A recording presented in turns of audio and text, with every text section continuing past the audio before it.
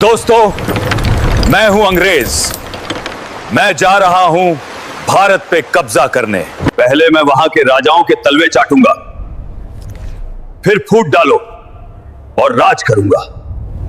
तो चैनल को सब्सक्राइब कर लीजिए और वीडियो को पूरा देखें। भारत के आसमान पर काले बादल मंडराने लगे थे, जो आने वाले 200 वर्षों के तूफान का संकेत दे रहे थे। 18वीं शताब्दी के मध्य तक भारत का बंगाल प्रांत दुनिया के सबसे समृद्ध क्षेत्रों में से एक था। उस समय बंगाल में आज का पश्चिम बंगाल, बांग्लादेश, बिहार और ओडिशा शामिल थे। मुगलों की कमजोर होती पकड़ के बीच बंगाल के नवाब स्वतंत्र शासक की तरह व्यवहार करने लगे थे। अंग्रेजों की ललचाई आंखें इसी खजाने पर टिकी थीं। वे बंगाल से रेशम और सूती कपड़े का भारी व्यापार करते थे, लेकिन वे टैक्स कर देने से कतराते थे। 1756 में बंगाल की गद्दी पर एक युवा और तेज तर्रार नवाब बैठा, सिराज उद दौला। सिराज को अंग्रेजों की मंशा पहले दिन से ही खटक रही थी। उन्होंने देखा कि अंग्रेज न केवल टैक्स चोरी कर रहे हैं, बल्कि कलकत्ता में अपनी कोठी फोर्ट विलियम की किलेबंदी कर रहे हैं और वहां हथियार जमा कर रहे हैं। नवाब ने सख्त लहजे में अंग्रेजों को संदेश भिजवाया, तुम व्यापारी हो, व्यापारी बनकर रहो, किले बनाना तुम्हारा काम नहीं है। अंग्रेजों ने नवाब के आदेश को अनसुना कर दिया। इस अपमान का बदला लेने के लिए सिराज उद दौला ने अपनी विशाल सेना के साथ कलकत्ता पर हमला बोल दिया और अंग्रेजों को वहां से खदेड़ दिया। यह अंग्रेजों के लिए एक शर्मनाक हार थी। जब यह खबर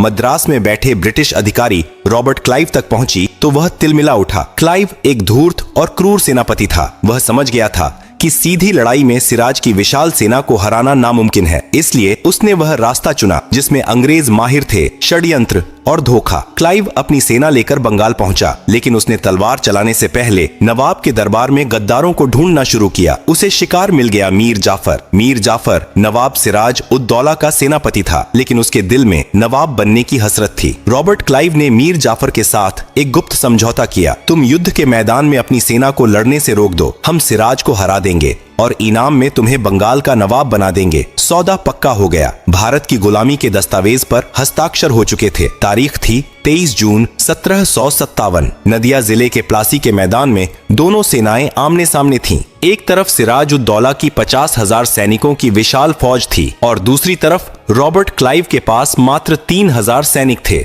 देखने वालों को लग रहा था कि अंग्रेज कुछ ही घंटों में कुचले जाएंगे, लेकिन जैसे ही युद्ध का बिगुल बजा, इतिहास का सबसे बड़ा धोखा सामने आया। नवाब की सेना का एक बड़ा हिस्सा, जिसकी कमान मीर जाफर के हाथ में थी, वह मूर्ति बनकर खड़ा रहा। उन्होंने अपनी तलवारें म्यान से बाहर ही नहीं निकाली। सिराज उद दौला हक्का बक्का रह गया। अपने ही सेनापति के विश्वासघात से उसका मनोबल टूट गया। युद्ध के मैदान में बारिश ने भी नवाब की बारूद गीली कर दी, जबकि अंग्रेजों ने अपनी बारूद बचा ली थी। प्लासी का युद्ध कोई युद्ध नहीं, बल्कि एक सौदा था। शाम होते होते सिराज उद दौला को भागना पड़ा और बाद में मीर जाफर के बेटे ने उनकी हत्या कर दी। भारत के इतिहास में यह वह काला दिन था जब एक विदेशी कंपनी ने भारत के सबसे अमीर सूबे पर परोक्ष रूप से कब्जा कर लिया। वादे के मुताबिक क्लाइव ने मीर जाफर को बंगाल का नवाब तो बना दिया, लेकिन वह केवल नाम का राजा था। असली डोर अंग्रेजों के हाथ में थी। अंग्रेज उसे सोने की बोरी समझते थे और जब चाहे धन मांग लेते थे। जब मीर जाफर ने आनाकानी की तो उसे हटाकर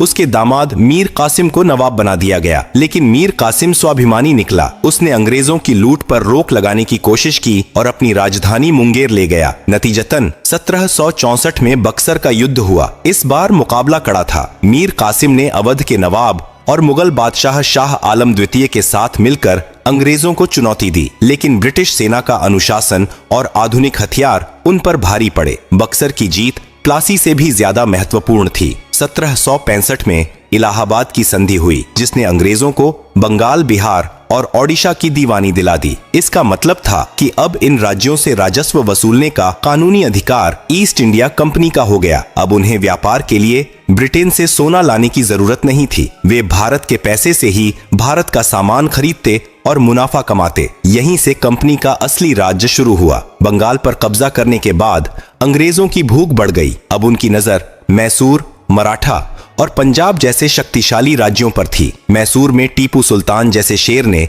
अंग्रेजों को लोहे के चने चबवाए, लेकिन अंततः 1799 में अपनों की गद्दारी और अंग्रेजों की घेराबंदी के कारण वे शहीद हो गए। इसके बाद लॉर्ड वेलेस्ली ने एक नई चाल चली सहायक संधि। यह एक मीठा जहर था। अंग्रेज भारतीय राजाओं से कहते, हम आपको अपनी सेना किराए पर देंगे आपकी सुरक्षा के लिए, लेकिन बदले में आपको हमारी सेना का खर्चा उठाना होगा और अपने दरबार में हमारा एक रेजिडेंट रखना होगा। जिस राजा ने यह संधि मानी उसने अपनी आजादी बेच दी। धीरे धीरे अंग्रेज उस राज्य की विदेश नीति और आंतरिक मामलों में दखल देने लगते और अगर राजा सेना का पैसा नहीं चुका पाता तो उसका आधा राज्य हड़प लेते। हैदराबाद के निजाम से लेकर मराठों तक कई राज्य इस जाल में फंसे। जो नहीं झुके उन पर हड़प नीति थोप दी गई, जैसा कि झांसी और सतारा के साथ हुआ।